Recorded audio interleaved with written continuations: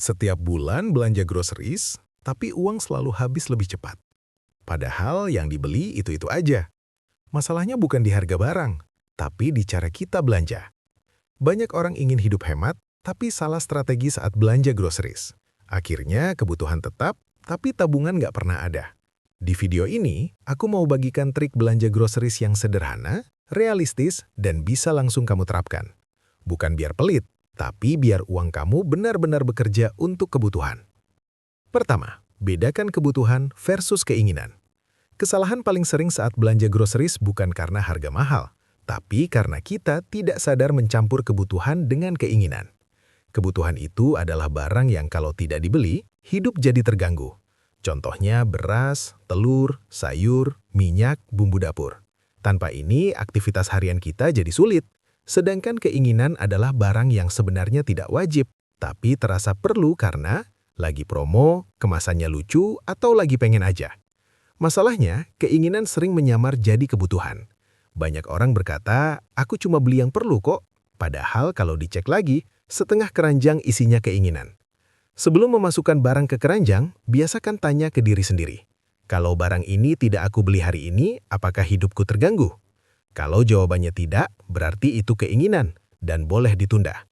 Menunda bukan berarti tidak boleh beli sama sekali, tapi memberi jarak supaya kita tidak belanja karena emosi. Saat kamu bisa memisahkan kebutuhan dan keinginan, kamu bukan cuma menghemat uang, tapi juga mengontrol kebiasaan belanja. Dan ingat, uang yang tidak keluar hari ini bisa jadi tabungan, dana darurat, atau ketenangan di akhir bulan. 2. Selalu bawa daftar belanja. Masuk toko tanpa daftar belanja itu ibarat pergi perang tanpa senjata.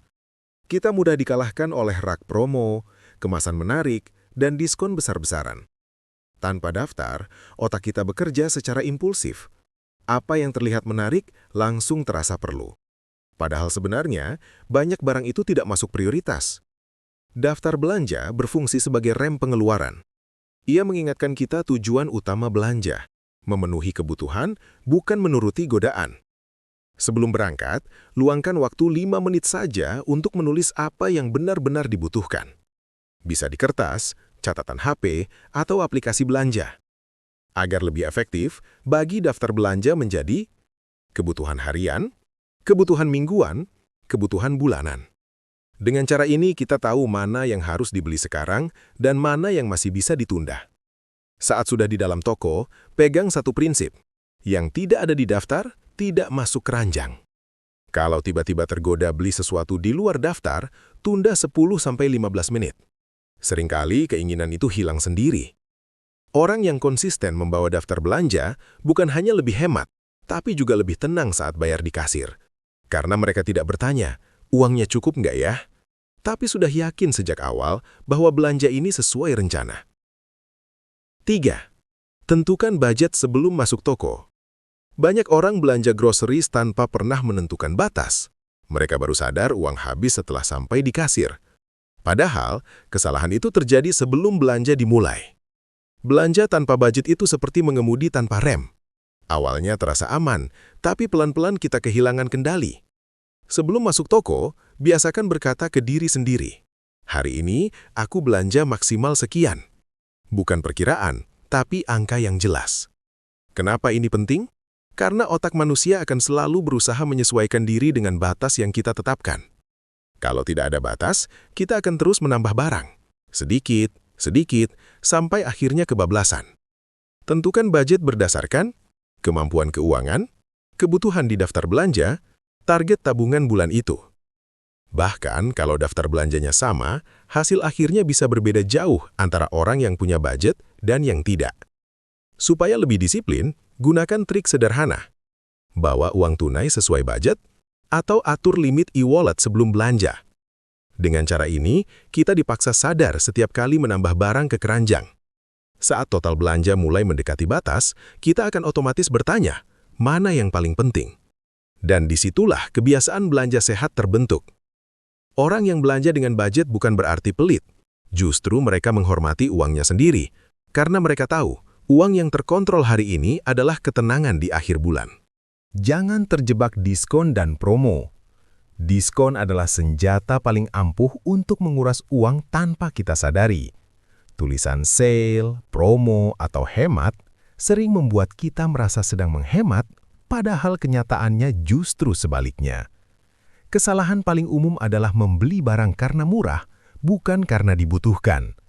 Ingat satu hal penting, barang yang tidak dibutuhkan tetap mahal walaupun diskon.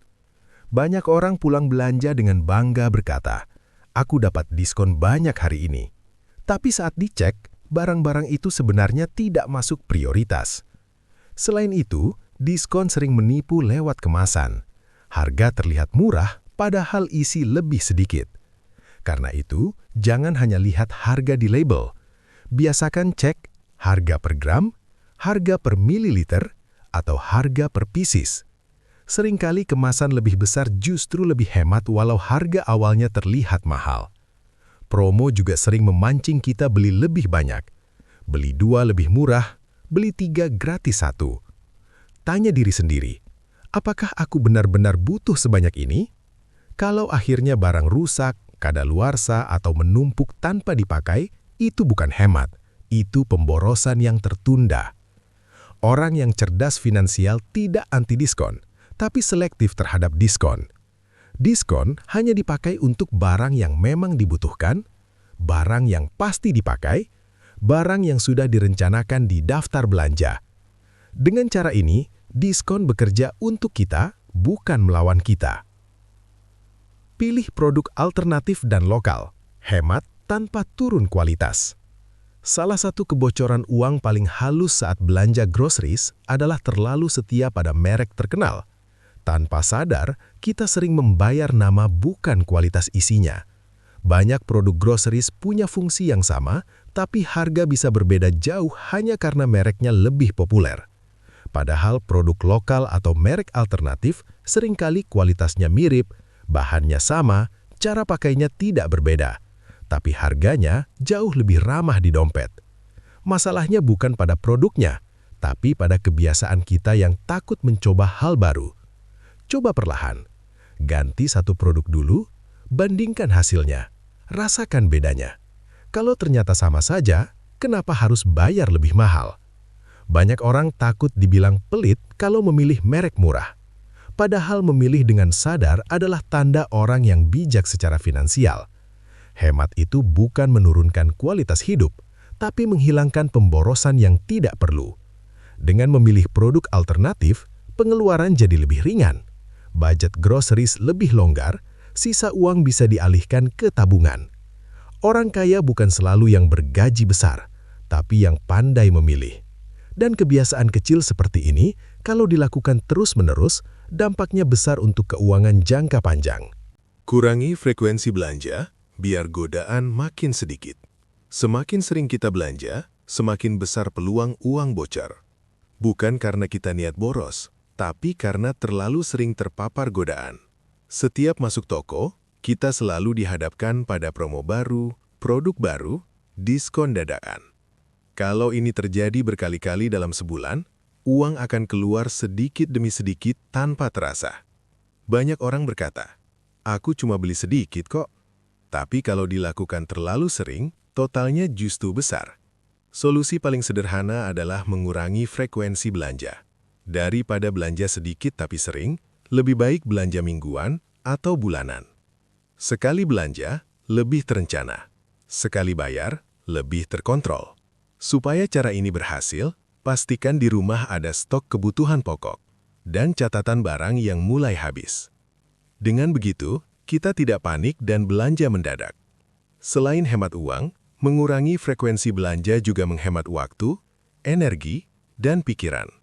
Kita tidak lagi capek mondar-mandir ke toko dan tidak stres melihat stok belanja. Orang yang jarang belanja bukan berarti hidupnya kurang, tapi hidupnya lebih teratur. Karena mereka belanja dengan sadar, bukan karena kebiasaan. Dan saat kebiasaan berubah, keuangan pun ikut berubah. Belanja groceries yang hemat bukan soal pelit, tapi soal sadar dan terencana. Saat kita belanja dengan strategi yang benar, uang jadi lebih terkontrol, dan kebutuhan tetap terpenuhi. Kalau video ini bermanfaat, jangan lupa subscribe supaya kamu nggak ketinggalan konten seputar keuangan sederhana dan hidup lebih tenang. Terima kasih sudah menonton, sampai jumpa di video selanjutnya.